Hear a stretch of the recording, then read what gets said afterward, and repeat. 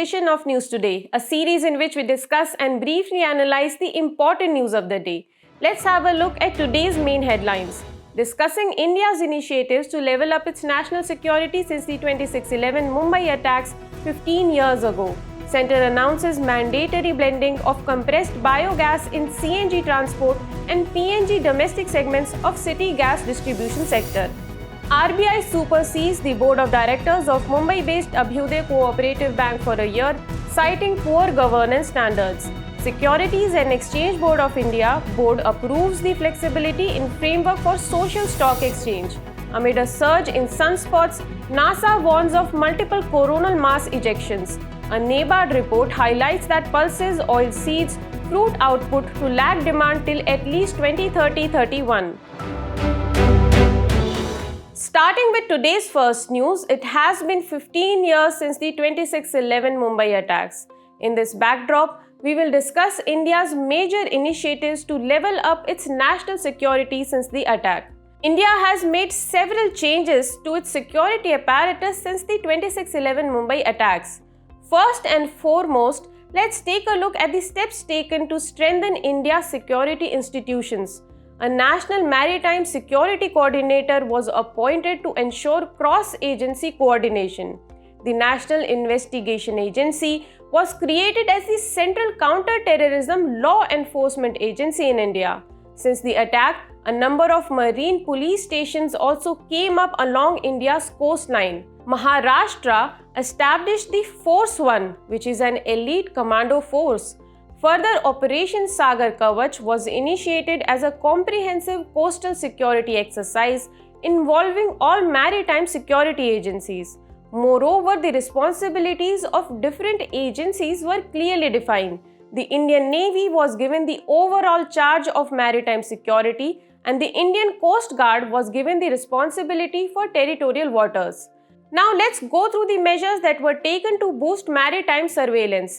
The Information Management and Analysis Center was established in Gurugram for the collection and dissemination of shipping data. All vessels over 20 meters are now mandated to have an automatic identification system that transmits identification and other details. This move complements the international rule that mandates an automatic identification system for vessels exceeding 300 gross tonnages. Also, biometric cards were issued to all fishermen. Now lastly, let's discuss what has been done in India in the field of intelligence sharing. Intelligence Bureau revamped its multi-agency center to operate 24/7. Various intelligence agencies now share real-time information on the multi-agency center subsidiary multi-agency center network. Notably, the National Intelligence Grid and Interstate Intelligence Support Teams were formed. In our next news, the center has announced the mandatory blending of compressed biogas in the CNG transport and PNG domestic segments of the city gas distribution sector. Now first, let's discuss what is compressed biogas or CBG. It is an energy-rich gas produced by anaerobic decomposition of biomass like agriculture residue, cattle dung, sugarcane press mud, and municipal solid waste among others. Talking about its composition, it consists of around 90% of methane. It also consists carbon dioxide and low levels of hydrogen sulfide and ammonia. Coming back to the news, the Ministry of Petroleum and Natural Gas introduced phase-wise CBG blending obligation or CBO to promote production and consumption of CBG.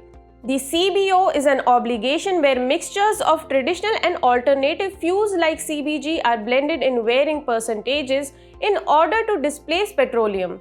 It will encourage investments of around Rs 37,500 crores and facilitate the establishment of 750 CBG projects by 2028-29. The key objectives of CBO are to stimulate demand for CBG in the CGD sector, facilitate import substitution for liquefied natural gas, enable saving in foreign exchange, promote circular economy, and provide assistance in achieving net zero emissions. Now let's take a look at the CBO roadmap. CBO will be voluntary till the financial year 2024-25 and mandatory blending obligation will start from the financial year 2025-26. CBO shall be kept as 1%, 3% and 4% of total CNG or PNG consumption for financial year 2025-26, 2026-27 and 2027-28 respectively. From financial year 2028-29 onwards, CBO will be 5%. A central repository body shall monitor and implement the blending mandate. Before moving on, let's take a brief look at some other initiatives taken in India to promote biofuels.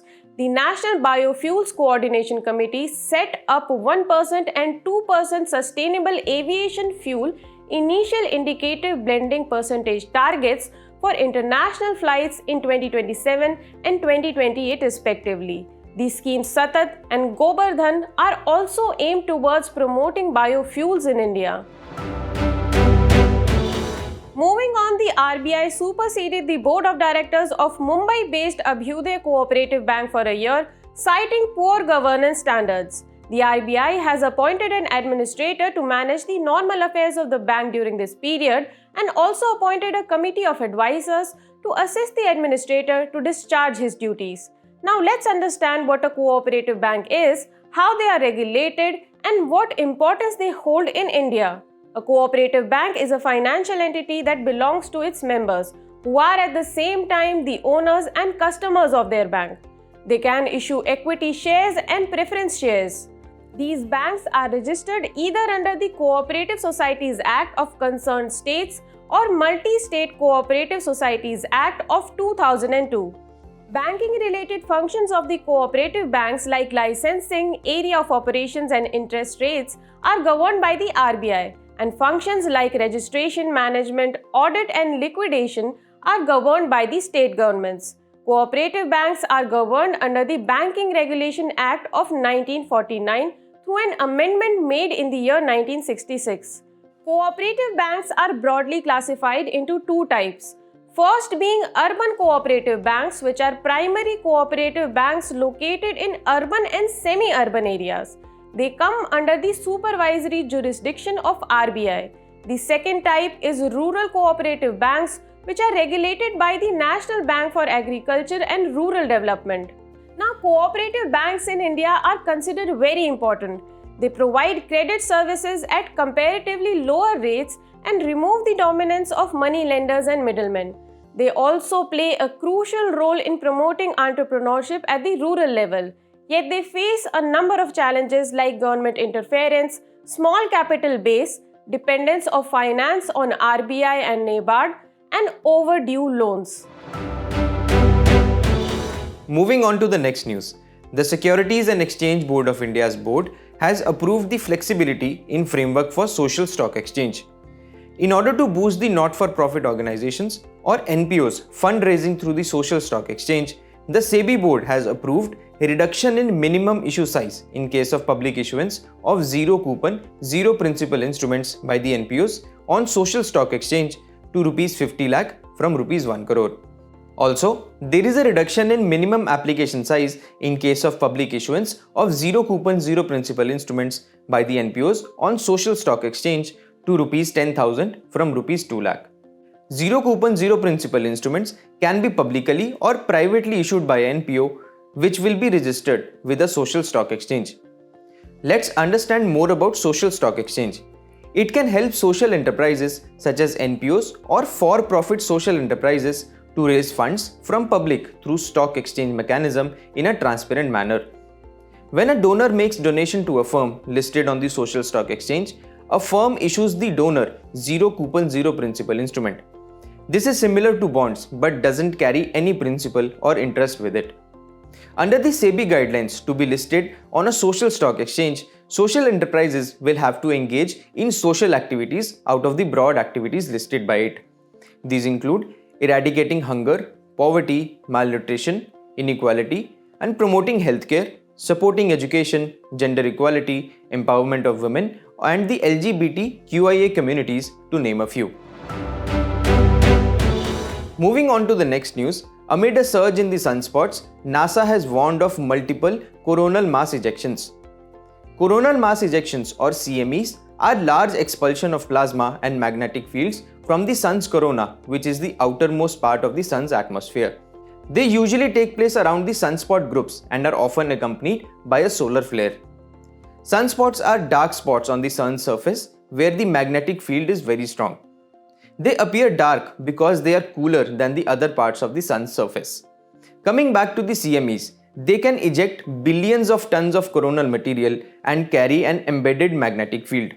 They expand in size as they propagate away from the sun, and the fastest Earth-directed CMEs can reach our planet in as little as 15 to 18 hours. The impact of CMEs can be the aurora formation, radio blackouts, satellite damage, navigation system errors, and exposure to high doses of radiation by the astronauts. Before we conclude this news, let's understand some basics about solar flares. A solar flare is an intense burst of radiation coming from the release of magnetic energy associated with sunspots. They are characterized by strength ranging from B class, which is the smallest, to C, M, and X, which is the largest. Similar to the Richter scale for earthquakes, each letter signifies 10-fold increase in the energy output. They directly affect the ionosphere and radio communications at the Earth. In another news, a NABARD report has highlighted that pulses, oilseeds, fruit output to lag demand till at least 2030-31. NABARD, in collaboration with the Indian Council for Research on International Economic Relations, has published the report titled Prospects of India's Demand and Supply for Agricultural Commodities towards 2030. Let's have a look at the key highlights of the report. The report says that with income growth and changing lifestyles, food consumption pattern has been diversifying towards high-valued horticulture and livestock products. Commodities like oilseeds, pulses, and fruits are expected to experience a deficit in the food balance sheet in the coming years. The report also says that the National Mission on Edible Oils and Oil Palm scheme may increase the oil palm production. The scheme is a centrally sponsored scheme that aims to augment the availability of edible oil in the country. However, self-sufficiency in oil palm production may not be sustainable as the crop is a water-guzzling one with a long gestation period. Also, the report highlights that the food deficits compel reliance on imports and raise the food import bill in the long run. Having said this, there are certain policy recommendations in this regard. There is a need to prioritize sustainable agricultural practices along with building an efficient and reliable value chain by investments in the market infrastructure, processing, and storage facilities. Also, there is a need to eliminate post-harvest wastage by incentivizing private players to build an agricultural supply chain similar to the Amul model for dairy products. Additionally, technological breakthroughs in oilseeds to increase productivity and strengthening the farmer-producer organization can also play a significant role. The place in the news for today is Peru. Peru has lost more than half of its glacier surface in the last 6 decades. Peru, with its capital Lima, is a country in the western South America. It is bounded by Colombia in the northeast, Brazil in the east, Bolivia in southeast, Chile in the south, and Ecuador in the northwest. Also, to the west, the territorial waters into the Pacific Oceans are claimed by Peru. Coming to its geographical features, it houses the Andes Mountains and the highest point is Mount Hosacaran. Its major rivers include Amazon, Puru, Jurua. And Lake Titicaca between Peru and Bolivia is a major lake in the country. As we conclude today's main news, let's take a look at some quick updates. Ahead of India-EU Trade and Technology Council meeting, both have signed an MOU on semiconductors that covers cooperation in areas such as research and innovation, talent development, partnerships, and exchange of market information. EU and India have set up Trade and Technology Council as a coordination platform to address key trade, trusted technology, and security challenges. The National Cadet Corps celebrated its 75th anniversary on November 26. Headquartered in New Delhi, the National Cadet Corps is a voluntary organization that recruits cadets from high schools, colleges, and universities all over India. The Director General of Indian Coast Guard chaired the 25th meeting of National Oil Spill Disaster Contingency Plan in Gujarat's Wadinar coast.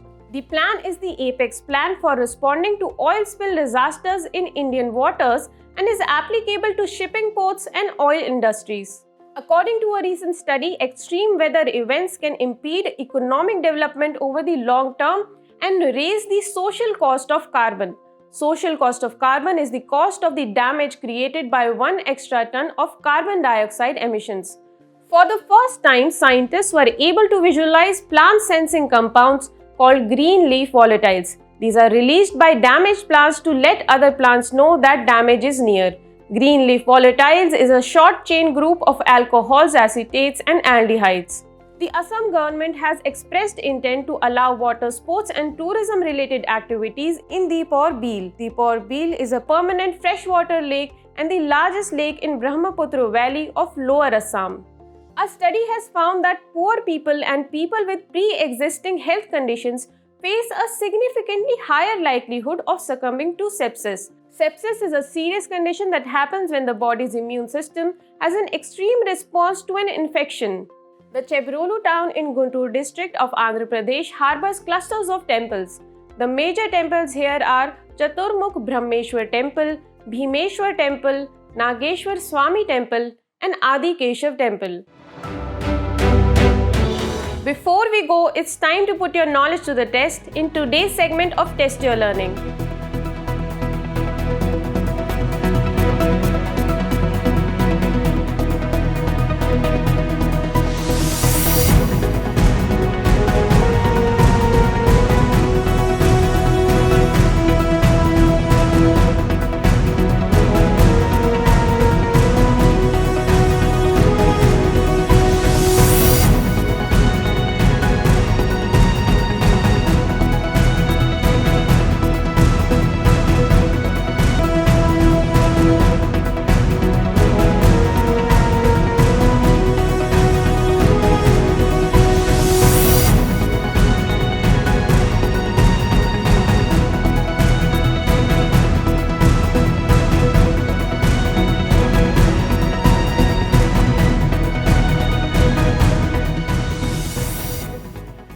Thank you for joining us. We hope you enjoyed this edition of News Today. To get the answers to today's quiz and to download the PDF of News Today, make sure to check out the links in the description below.